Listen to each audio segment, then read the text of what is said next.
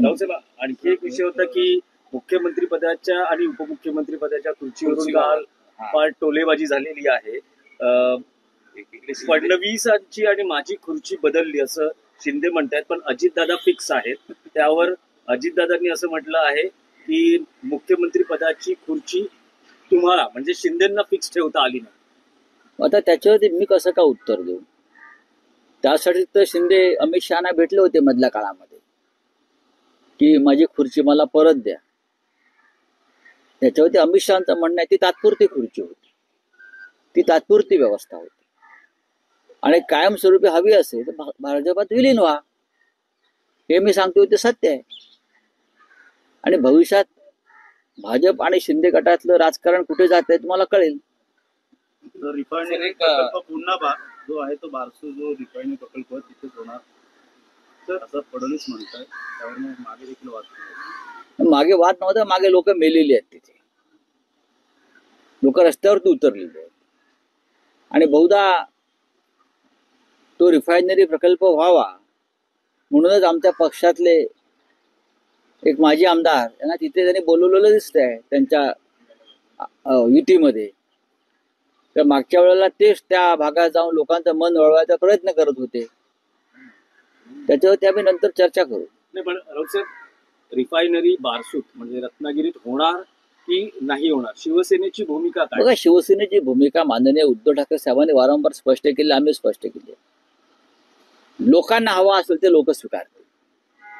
लोकांच्या जमीन जुमला, रोजगार, मच्छीमारांचा रोजगार हे सगळं नष्ट होतंय त्या भागामध्ये. समुद्राचं विष होणार आहे, झाडं पानं फुलांना त्याचा फटका बसणार आहे, आंब्याचा बागा उद्ध्वस्त होणार आहे, शेती उद्ध्वस्त होणार आहे, इतर अनेक गोष्टी, प्रदूषण, हवामान सगळं बदलणार आहे. आणि या सगळ्यामुळे तेथील जनता कोकणचा निसर्ग वाचवण्यासाठी विरोध करते. जर लोकांचा विरोध कायम राहिला तर शिवसेना त्यांच्याबरोबर नक्की राहणार. आम्ही कोकणच्या जनतेबरोबर आहोत, ही भूमिका माननीय उद्धव ठाकरे साहेबांनी पहिल्या दिवसापासून घेतलेली आहे. केंद्रीय मंत्री नुकतीच इकडे एका शाखेमध्ये दारू पिण्याचा प्रकार घडला होता आणि कुणाळकर यांची जी शाखा होती.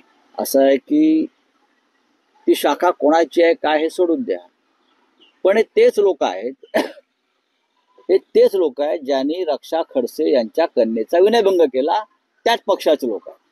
म्हणजे महाराष्ट्रामध्ये काय पोचलं जात आहे, कोणती संस्कृती, छत्रपती शिवाजी महाराजांचे फोटो आहेत, बाळासाहेब ठाकरेंचे फोटो आहेत, बरं का, मला हलक्यात घेऊ नका असे सांगणाऱ्यांचे फोटो आहेत.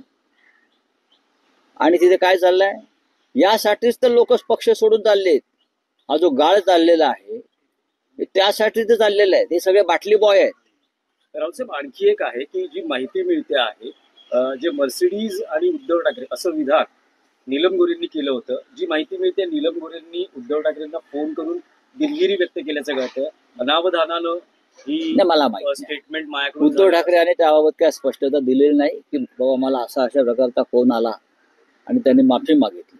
माफी असं फोन करून मागता येत नाही ना, त्यांनी तुम्ही जाहीरपणे विधान केलेलं आहे, तुम्ही जाहीरपणेच माफी मागितली पाहिजे किंवा ते मागे घेतलं पाहिजे ना.